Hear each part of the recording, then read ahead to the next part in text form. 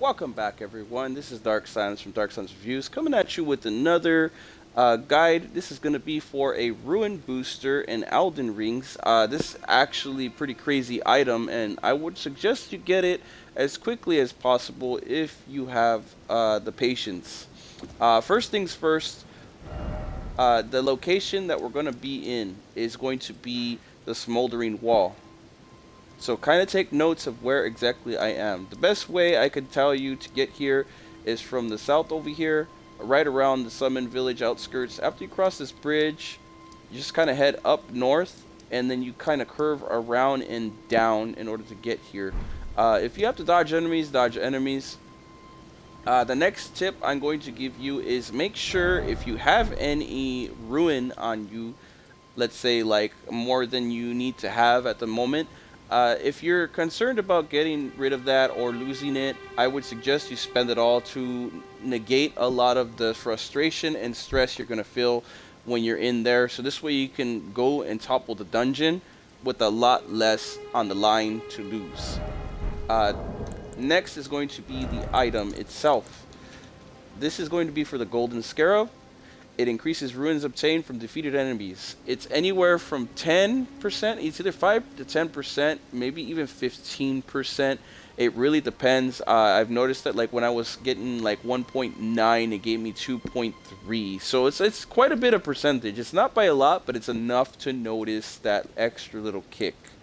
I would highly recommend, getting that out of the way. Anyhow, next things next is from this gray site. One more look at it here. You're going to want to head this way. Right across. You'll know you're on the right side if you see the wall. Just keep on heading this way. Dodge the enemies if you have to. Don't worry about them. And I'm going to give you a walkthrough of the area also.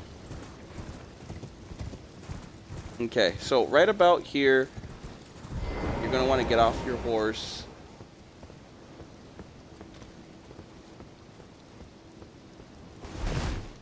A little bit farther down. You'll notice that there's a cave right below me.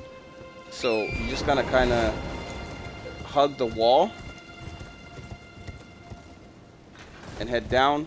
Don't worry about the fall damage. And you're going to see these branches. These are the kind of branches here. Don't worry about the guy behind you. Start walking across the wood here. You'll know you're going the right way because you'll be heading more closer towards the wall here. And just kind of jump over. Now, before we go into this cave, make sure you have your lantern on. For one. And make sure you have a good stack of 30 poison buildup just in case. And you're definitely going to want to have a lot of preserving boluses, basically it cures rot. So there's going to be a lot of rot in this area, so keep that in mind to take that off. You can't use your horse, so you might as well unequip it if you have it in there, and just kind of head into your inventory and put those two into your equipment, especially for this area. I like to have the rot ready to go so that this way you're gonna have to pop it quite a bit. So just follow along where I'm going. This is the correct way. You can run it also.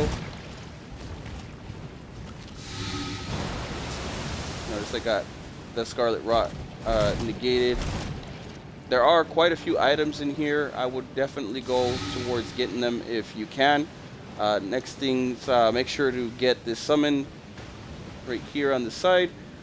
Usually you don't really see too many people in here unless you have a buddy that's going to help you out.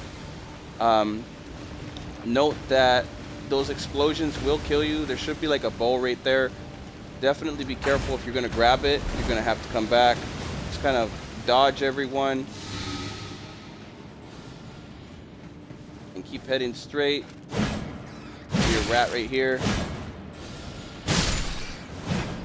Maybe a couple rats actually coming up, and a lot of poison casting.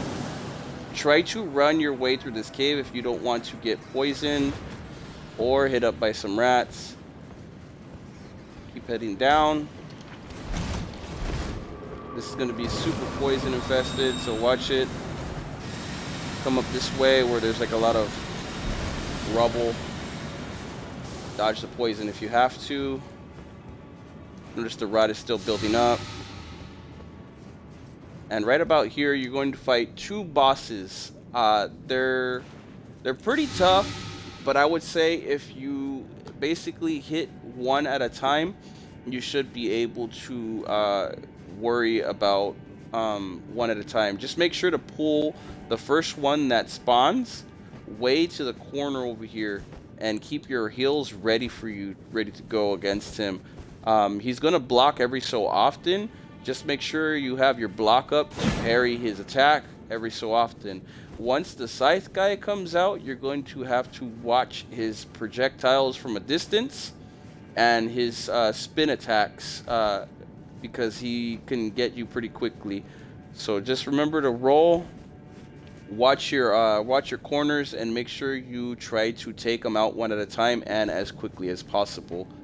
And that should be basically how you get the golden scarab. After you complete these two bosses, you should be able to grab it and equip it. Once again, thank you all for watching. Hopefully this guide helped you out. Happy gaming everyone, and good luck on the rune farming.